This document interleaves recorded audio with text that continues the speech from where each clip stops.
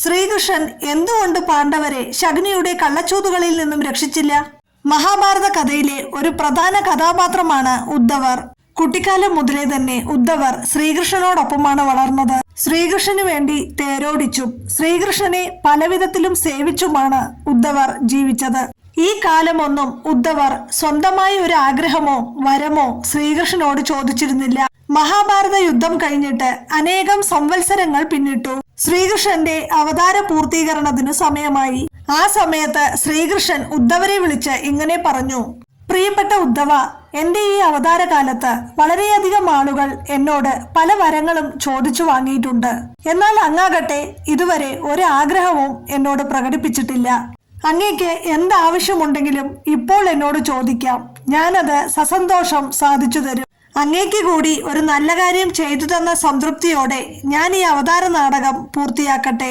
ഉദ്ധവർ ഇതുവരെയൊന്നും ശ്രീകൃഷ്ണനോട് ആവശ്യപ്പെട്ടിട്ടില്ലെങ്കിലും അദ്ദേഹം കുട്ടിക്കാലം മുതൽ തന്നെ ശ്രീകൃഷ്ണന്റെ പ്രകൃതിയും പെരുമാറ്റവും അടുത്ത് കണ്ടറിയുന്നുണ്ടായിരുന്നു.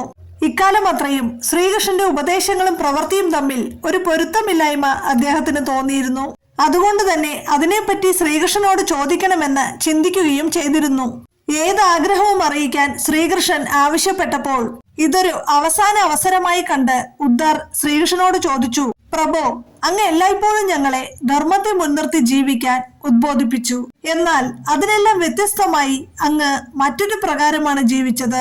മഹാഭാരതം എന്ന മായാ നാടകത്തിൽ അങ്ങയുടെ പങ്കും അങ്ങയുടെ പ്രവൃത്തിയും ഒന്നും എനിക്ക് മനസ്സിലാക്കാൻ കഴിയുന്നില്ല. അങ്ങയുടെ പല പ്രവർത്തികളുടെയും കാരണം അറിയണമെന്ന് എനിക്കിപ്പോഴും ആഗ്രഹമുണ്ട്. അങ്ങ് എന്റെ ഈ ആഗ്രഹം സാധിച്ചു തരുമോ? ഉദ്ധവരുടെ ചോദ്യത്തിന് ശ്രീകൃഷ്ണൻ ഇങ്ങനെ മറുപടി പറഞ്ഞു: ഉദ്ധവ, കുരുക്ഷേത്ര യുദ്ധഭൂമിയിൽ വെച്ച് ഞാൻ അർജുനന് നൽകിയ ഉപദേശങ്ങൾ ഭഗവത്ഗീത എന്നറിയപ്പെടും. അതുപോലെ ഇന്ന് അങ്ങയുടെ ചോദ്യങ്ങൾക്ക് മറുപടിയായി ഇപ്പോൾ ഞാൻ പറയുന്ന വരികൾ ഉദ്ധവഗീത എന്ന പേരിൽ ലോകമെങ്ങും അറിയപ്പെടും. ഈ കാരണം കൊണ്ട് തന്നെയാണ് ഞാൻ അങ്ങേക്ക് ഈ അവസരം തരുന്നത്. യാതൊരു മടിയും കൂടാതെ ചോദ്യങ്ങൾ ചോദിച്ചുകൊള്ളൂ. ശ്രീകൃഷ്ണന്റെ മറുപടി കേട്ട് ഉദ്ധവർ ഇപ്രകാരം തന്റെ ചോദ്യങ്ങൾ ചോദിക്കാൻ തുടങ്ങി: കൃഷ്ണ, ആരാണ് യഥാർത്ഥ സുഹൃത്ത്? മറുപടിയായി ശ്രീകൃഷ്ണൻ ഇപ്രകാരം പറഞ്ഞു: സഹായത്തിന് ആവശ്യപ്പെടാതെ തന്നെ സഹായം നൽകുന്നവനാണ് യഥാർത്ഥ സുഹൃത്ത്. അപ്പോൾ ഉദ്ധവർ പറഞ്ഞു: കൃഷ്ണ, അങ്ങ് പാണ്ഡവരുടെ അടുത്ത സുഹൃത്തായിരുന്നുവല്ലോ. അവർ അങ്ങയെ തങ്ങളുടെ ആപത്തിൽ സഹായിക്കുന്നവനായി കരുതിയതാണല്ലോ. അങ്ങേക്കാണെങ്കിൽ എന്താണ് സംഭവിക്കുന്നതെന്നും ഭാവിയിൽ എന്തൊക്കെ സംഭവിക്കുമെന്നും അറിയാൻ കഴിവുണ്ടല്ലോ. അവിടുന്ന് ജ്ഞാനികളിൽ ജ്ഞാനിയുമാണ്. ആരാണ് യഥാർത്ഥ സുഹൃത്ത് എന്ന് അങ്ങ് തന്നെ ഇപ്പോൾ പറഞ്ഞും കഴിഞ്ഞു. അങ്ങനെയാണെങ്കിൽ അങ്ങ് എന്തുകൊണ്ട് ഒരു യഥാർത്ഥ സുഹൃത്തിനെ പോലെ പ്രവർത്തിച്ചില്ല? എന്തുകൊണ്ട് അങ്ങ് ധർമ്മപുത്രരെ യുധിഷ്ഠിരനെ ചൂതുകളിയിൽ നിന്നും പിന്തിരിപ്പിച്ചില്ല? അതുപോട്ടെ, അങ്ങ് അത് ചെയ്തില്ല. അതുകഴിഞ്ഞ് അങ്ങ് വിചാരിച്ചിരുന്നെങ്കിൽ ചൂതുകളിയിലെ പകിട യുധിഷ്ഠിരന് അനുകൂലമാക്കി മറിക്കാമായിരുന്നു. അങ്ങനെ ധർമ്മം ജയിക്കുമെന്ന് അങ്ങേക്ക് ഉറപ്പാക്കാമായിരുന്നു. അങ്ങ് അതും ചെയ്തില്ല. അതും കഴിഞ്ഞ് ധർമ്മപുത്രർ ചൂതിൽ പരാജയപ്പെട്ട് തന്റെ സമ്പത്തും രാജ്യവും തന്നെ തന്നെയും നഷ്ടപ്പെട്ടപ്പോഴെങ്കിലും അങ്ങേക്ക് ഈ ചൂതുകളി നിർത്താനായി ഇടപെടാമായിരുന്നു. അങ്ങനെ ഈ കളിയുടെ ആപത്തിൽ നിന്നും അങ്ങേക്ക് രക്ഷിക്കാമായിരുന്നു. ചൂതുകളി നടക്കുന്ന രാജസഭയുടെ വെളിയിൽ കാത്തുനിന്ന അങ്ങേക്ക് ധർമ്മപുത്രർ സ്വന്തം സഹോദരങ്ങളെ പണയം വയ്ക്കാൻ തുടങ്ങുന്ന സമയത്തെങ്കിലും അകത്തു പ്രവേശിച്ച് അയാളെ തടയാമായിരുന്നു. അങ്ങ് അതും ചെയ്തില്ല. ഏറ്റവും അവസാനം നീചനായ ദുര്യോധനൻ ദ്രൗപദിയെ, എല്ലായ്പ്പോഴും പാണ്ഡവന്മാർക്ക് ഭാഗ്യം മാത്രം സമ്മാനിച്ച ആ ദ്രൗപദിയെ വാതുവച്ചു ജയിച്ചാൽ ഇതുവരെ നഷ്ടപ്പെട്ടതെല്ലാം തിരിച്ചു കൊടുക്കാമെന്ന് ധർമ്മപുത്രരെ പ്രലോഭിപ്പിച്ചപ്പോൾ അപ്പോഴെങ്കിലും അങ്ങേക്ക് അങ്ങയുടെ ദിവ്യശക്തി ഉപയോഗിച്ച് പകിടയെ ധർമ്മപുത്രർക്ക് അനുകൂലമായി മറിച്ചിടാമായിരുന്നു. അങ്ങ് അതും ചെയ്തില്ല. പകരം അങ്ങ് വീണ്ടും കാത്തിരുന്നു. ഒടുവിൽ രാജസഭയിൽ വെച്ച് ദ്രൗപദിയുടെ അഭിമാനം നശിച്ചു പോകുമെന്ന ഘട്ടം വന്നപ്പോൾ ദ്രൗപദിക്ക് വസ്ത്രം നൽകി അവളുടെ അഭിമാനം സംരക്ഷിച്ചു എന്ന അവകാശവാദം ഉന്നയിക്കാൻ മാത്രം അങ്ങ് ഇടപെട്ടു. അങ്ങേക്ക് എങ്ങനെ ദ്രൗപദിയുടെ അഭിമാനം സംരക്ഷിച്ചു എന്ന് അവകാശപ്പെടാനാകും? അവളെ ഒരു പുരുഷൻ രാജസഭയിലേക്ക് വലിച്ചിഴച്ചു കൊണ്ടുവന്ന് അനേകം ആൾക്കാരുടെ മുന്നിൽ വെച്ച് വിവസ്ത്രയാക്കാൻ ശ്രമിക്കുമ്പോൾ സ്ത്രീക്ക് എന്ത് അഭിമാനമാണ് ബാക്കി ഉണ്ടാകുക? അങ്ങ് എന്താണ് സംരക്ഷിച്ചത്? അങ്ങ് ഒരാളെ ആപത്തിൽ നിന്ന് സംരക്ഷിക്കുമ്പോഴല്ലേ അങ്ങയെ ആപൽപാണ്ഡവൻ എന്ന് വിളിക്കുന്നത്? ആപത്തുണ്ടായപ്പോൾ അങ്ങയുടെ സഹായം ലഭിച്ചില്ലെങ്കിൽ പിന്നെ എന്ത് പ്രയോജനം? ഇതാണോ അങ്ങ് അനുശാസിക്കുന്ന ധർമ്മം? കഠിനമായ ഈ ചോദ്യങ്ങൾ ശ്രീകൃഷ്ണനോട് ചോദിക്കുമ്പോൾ കൃഷ്ണന്റെ ഉത്തമ ഭക്തനായ ഉദ്ധവരുടെ കണ്ണുകൾ നിറഞ്ഞൊഴുകുന്നുണ്ടായിരുന്നു. ഉദ്ധവരുടെ മനസ്സിൽ മാത്രമല്ല ഈ ചോദ്യങ്ങൾ ഉണ്ടായിട്ടുള്ളത്. മഹാഭാരത കഥ അറിയുന്ന എല്ലാവരുടെ ഉള്ളിലും ഉണ്ടായിട്ടുള്ളതാണ് ഈ ചോദ്യങ്ങൾ. നമുക്കെല്ലാവർക്കും വേണ്ടിയാണ് ഉദ്ധവർ ഈ ചോദ്യങ്ങൾ കൃഷ്ണനോട് ചോദിച്ചത്. ഉദ്ധവരുടെ ഈ ചോദ്യങ്ങൾ കേട്ട് ഭഗവാൻ കൃഷ്ണൻ പുഞ്ചിരിച്ചു. പ്രിയമുള്ള ഉദ്ധവ, വിവേകമുള്ളവർ, ബുദ്ധി കൊണ്ട് വിവേചനം നടത്താൻ കഴിവുള്ളവർ വിജയിക്കുമെന്നതാണ് ഈ ലോക നിയമം. ചൂതുകളിയുടെ കാര്യത്തിൽ ദുര്യോധനൻ വിവേകം കാണിച്ചപ്പോൾ ധർമ്മപുത്രർ വിവേകമില്ലാതെ പെരുമാറി. അങ്ങനെയാണ് ധർമ്മപുത്രർ ചൂതിൽ തോറ്റത്. ഉദ്ധവർക്ക് കൃഷ്ണൻ പറഞ്ഞതിന്റെ പൊരുൾ മനസ്സിലായില്ല. ഉദ്ധവരുടെ ഭാവം കണ്ട് ശ്രീകൃഷ്ണൻ ഇങ്ങനെ തുടർന്നു. ദുര്യോധനന്റെ കയ്യിൽ വാതുവയ്ക്കാൻ വേണ്ടുവോളം ധനവും സ്വത്തുക്കളും ഉണ്ടായിരുന്നെങ്കിലും ചൂതുകളിയിൽ ദുര്യോധനൻ സമർത്ഥനായിരുന്നില്ല. അതുകൊണ്ട് തന്നെ ദുര്യോധനൻ തന്റെ മാതുലനും ചൂതിൽ വിരുദ്ധനുമായ ശകുനിയെ കളിക്കാനിരുത്തുകയും വാതുവയ്ക്കാനുള്ള ചുമതല സ്വയം ഏറ്റെടുക്കുകയും ചെയ്തു.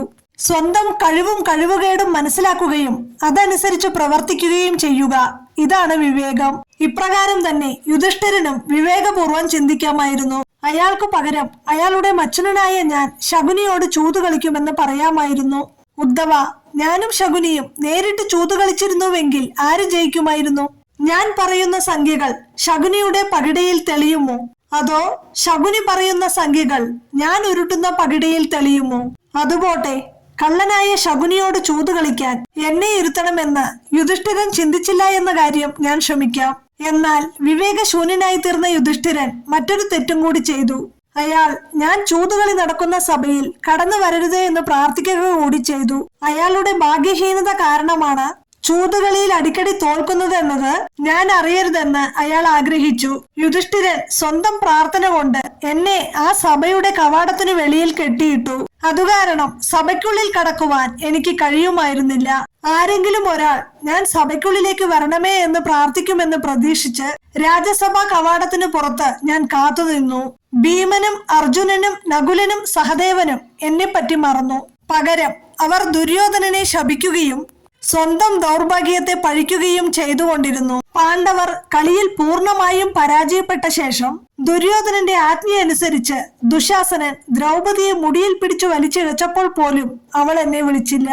ദുശാസനന്റെ പ്രവൃത്തിയുടെ ന്യായാന്യായങ്ങൾ സഭയിലുള്ളവരോട് സ്വയം വാദിച്ചു ജയിക്കാനാണ് അവൾ ശ്രമിച്ചത്. അപ്പോഴും അവൾ എന്നെ വിളിച്ചതേയില്ല. അവസാനം ദുശാസനൻ അവളെ വിവസ്ത്രയാക്കാൻ ശ്രമിച്ചു തുടങ്ങിയപ്പോൾ മാത്രമാണ് അവൾക്ക് ബുദ്ധി ഉദിച്ചത്. അവൾ സ്വന്തം കഴിവിലുള്ള അമിത വിശ്വാസം ഉപേക്ഷിച്ചു.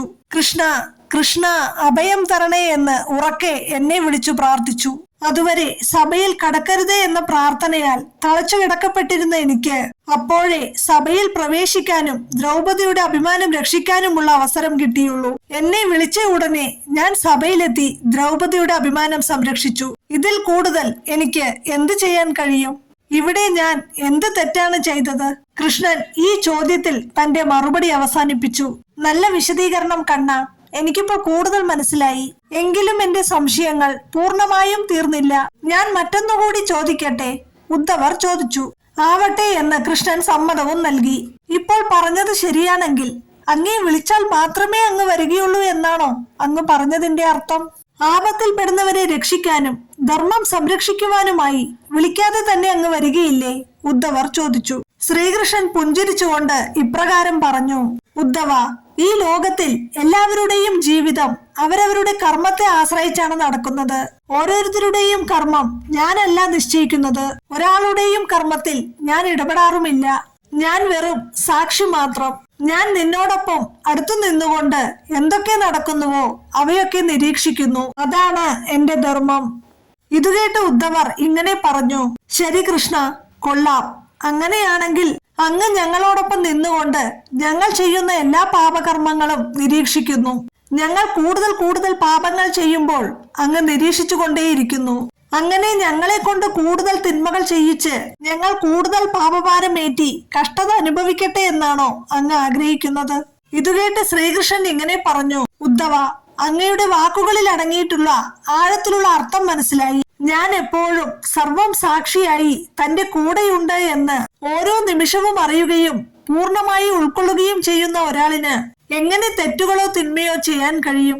അങ്ങനെയുള്ള ഒരാളിന് ഒരിക്കലും അധർമ്മം ചെയ്യുവാൻ കഴിയുകയില്ല.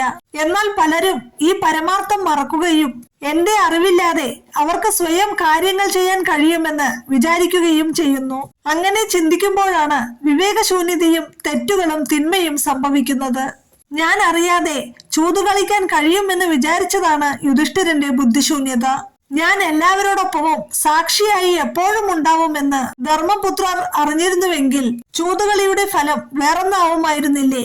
കൃഷ്ണന്റെ മാസ്മരികമായ ഈ വിശദീകരണം കേട്ട് വാക്കുകൾ കിട്ടാതെ ഭക്തിയിൽ മുഴുകി ഉദ്ധവർ നിന്നുപോയി. അവസാനം ഉദ്ധവർ പറഞ്ഞു, കേശവ, എന്തൊരു ആഴമുള്ള തത്വം, എന്തൊരു വലിയ സത്യം. പൂജ നടത്തുന്നതും പ്രാർത്ഥിക്കുന്നതും സഹായത്തിനായി ഈശ്വരനെ വിളിക്കുന്നതുമെല്ലാം നമ്മുടെ വിശ്വാസമാണ്. ഈ പ്രപഞ്ചത്തിൽ യാതൊന്നും പ്രപഞ്ച സൃഷ്ടാവിന്റെ അറിവോടെയല്ലാതെ ഒരു തലനാരിഴ പോലും നീങ്ങുകയില്ല എന്ന് നമ്മൾ പരിപൂർണമായി ഉൾക്കൊണ്ടു കഴിഞ്ഞാൽ പിന്നെ ആ സൃഷ്ടാവിന്റെ സാന്നിധ്യം എന്തിലും നമുക്ക് കാണാതിരിക്കാൻ പറ്റുമോ? ഇത് മറന്നിട്ട് നമുക്ക് എങ്ങനെ പ്രവർത്തിക്കാൻ കഴിയും? ഈ സന്ദേശം തന്നെയാണ് ശ്രീകൃഷ്ണൻ ഭഗവത്ഗീതയിലൂടെയും അർജുനന് പകർന്നു കൊടുത്തത്. കുരുക്ഷേത്രത്തിൽ ശ്രീകൃഷ്ണൻ അർജുനന്റെ ഉപദേഷ്ടാവും തേരാളിയുമായിരുന്നു. എന്നാൽ അദ്ദേഹം ഒരിക്കലും അർജുനന് വേണ്ടി യുദ്ധത്തിൽ ആയുധമേറ്റിയില്ല. ഇതിൽ നിന്നും നമ്മൾ അറിയേണ്ടത് പരമമായ ആ ശക്തി അല്ലെങ്കിൽ ആ സർവം സാക്ഷി നമ്മോടൊപ്പം എപ്പോഴും ഉണ്ട് എന്നതാണ്. നമ്മൾ നമ്മുടെ അഹംബോധം വെടിഞ്ഞ് ആ പരമബോധത്തിൽ ലയിച്ചാൽ മതി. അങ്ങനെ നമ്മൾ നമ്മുടെ പരമമായ സത്യം തിരിച്ചറിയുക. ആ കറയില്ലാത്ത സ്നേഹവും ആ പരമമായ ആനന്ദവും ഈശ്വരൻ നമ്മുടെ ഉള്ളിൽ എല്ലായ്പ്പോഴും ഉണ്ടെന്നറിയുക. നമ്മൾ നന്മ ചെയ്യുമ്പോഴും തിന്മ ചെയ്യുമ്പോഴും